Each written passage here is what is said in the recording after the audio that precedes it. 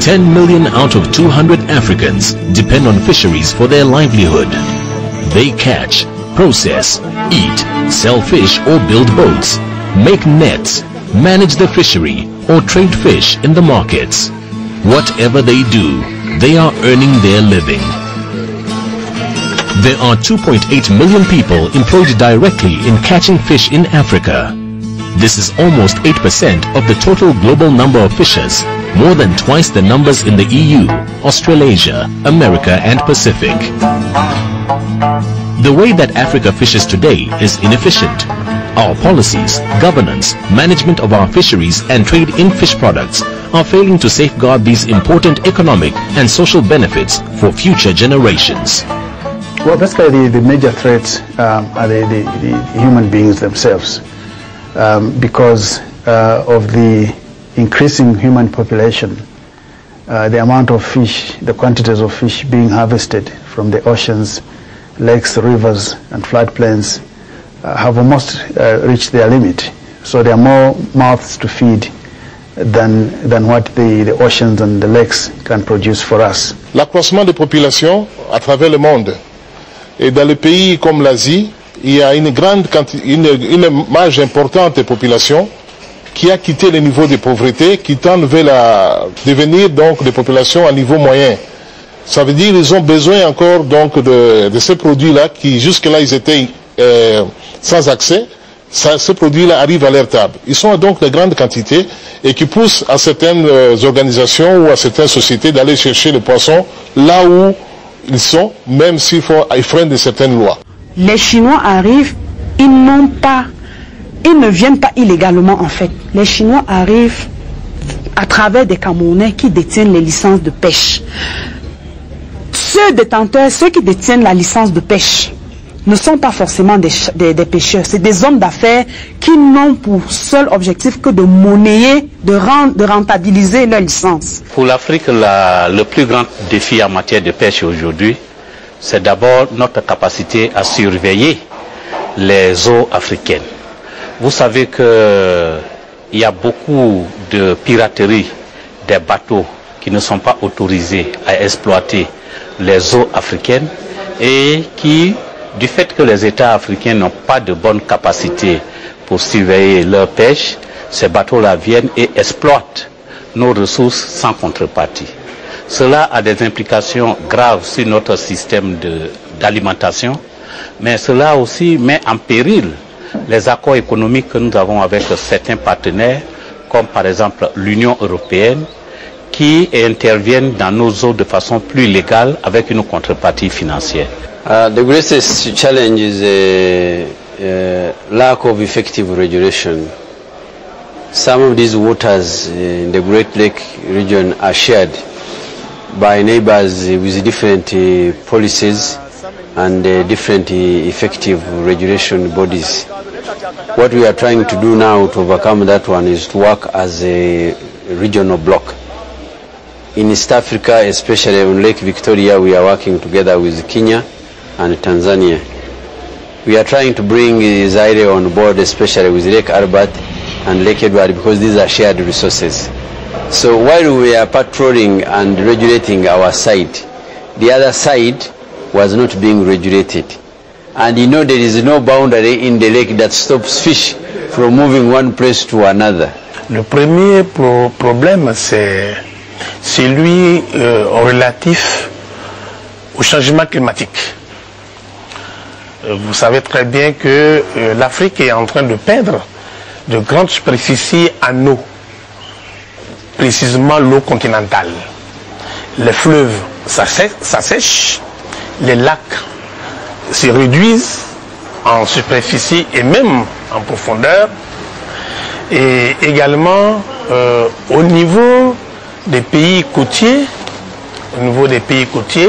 je veux parler du golfe de Bénin en général, il y a également un problème.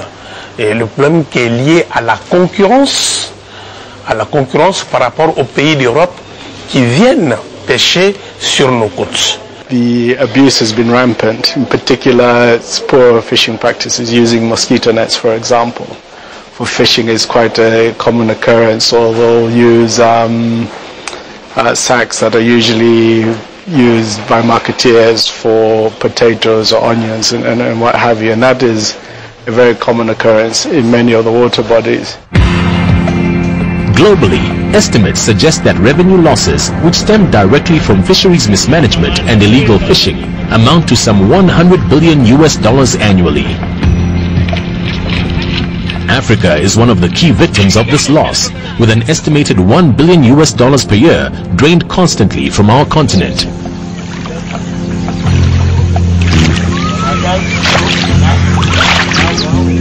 Simanyo babiwedde mbugu naye nga byo bikendedde okusinziira we twajjira nakati bye tukwata. Eryato liyinza okugenda ne lireeta kilo 3 ate nga luli lyasobola okujjanga ne kilo 10 eryato limu. Olumu ne litaleeterayo eddala yadde ekitaalingawo we twajjira wano mu 98 kati we tulabira nti ebyennyanja mu mazzi biweddemu. We're losing a lot. Financially, we're losing money. But I think most important to us, we are losing protein. And I think it affects most the rural population, the poor of the poorest. Because the people in the middle class and higher classes can afford to switch from one protein to the other. Fish being perishable, there is a lot of post-harvest loss. Actually, more than 60% of what is harvested is lost before mid-market. And if the handling of fish is okay, and the processing is fine, then a higher percentage of what is harvested will reach the market. But if it is handled the way it has always been handled traditionally, it goes bad very fast, and therefore the losses before the market are high. Good governance in Africa will enable the inherent wealth of this valuable and renewable natural asset to be realized and protected. La bonne gouvernance des pêches passe par d'abord des politiques de pêche bien élaborées, avec un cadre réglementaire adapté aux politiques de pêche. Et il serait bon, je pense, au cours de cette réunion, que les ministres chargés des pêches s'approprient les programmes d'abord, s'approprient le programme et parlent, donnent leur opinion, leurs sentiments sur ce programme très ambitieux. Et la deuxième phase, parce que c'est un programme qui est global et régional, comme on dit en anglais, on va penser globalement et acter localement, c'est-à-dire we think globally and we act locally. Et il faudrait que chaque pays, chaque État tienne compte de cela, parce qu'une bonne gouvernance des pêches tient compte des coutumes et de la culture, et du droit même coutumier dans la gestion des pêches. C'est un domaine qui doit être réglementé. Remettre la pêche comme une activité sans juge, sans arbitre, c'est laisser pour compte la destruction même des écosystèmes qui permettent la production des poissons. Over the last decade or so, politicians, managers, fishers, the fishing industry and environmental groups have been calling for change. Under the auspices of the African Union and NEPAD, a number of declarations have been made on fisheries. The Conference of African Ministers of Fisheries and Aquaculture is being planned for this year. We anticipate a declaration that will include sound evidence-based principles encompassing a broad wealth-based approach to fisheries management.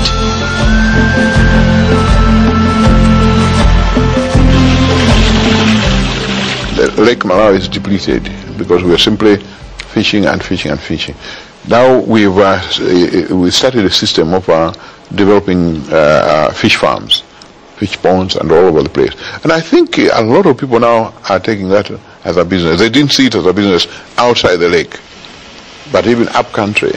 So that helps the issue of nutrition around that area. So you can be able to get food and shampoo up country, not necessarily going to the lake. Meanwhile, you give the lake a chance to recover, to restock. A declaration resulting from this conference will endorse a policy and governance reform strategy for Africa. It will encourage change towards securing greater returns for Africa from our fishery resources and associated employment and nutritional benefits.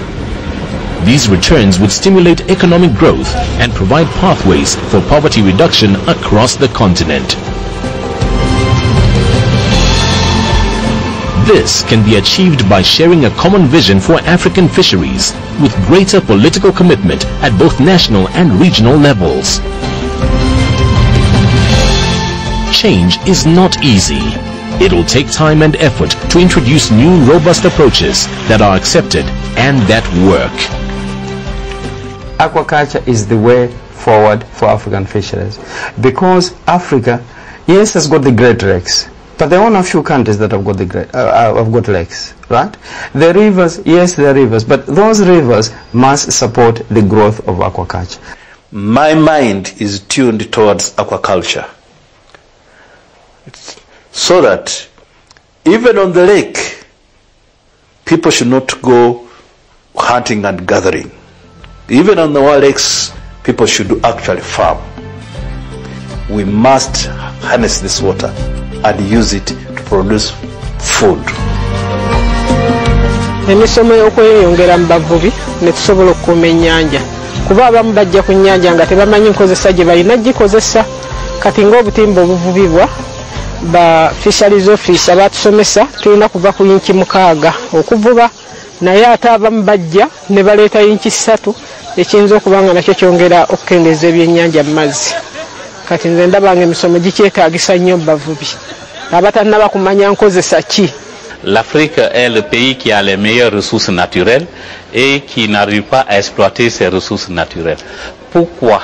Peut-être qu'il nous faut augmenter notre capacité de renforcement en formant non seulement les élites, mais en formant les populations de base. What is certain is that we will not be starting from a blank sheet. There are cases where good management practices are in place. This proves that there is potential to generate more fishing opportunities all over our continent. The Western Cape Small-Scale Trout Farmer Project, for example, is a Department of Science and Technology funded initiative with the Aquaculture Division of the University of Stellenbosch. 35 small-scale trout farmers formed the Hands-on Fish Farmers Cooperative, and now the project is benefiting 345 people and counting. The message that I want to pass on to the ministers of fisheries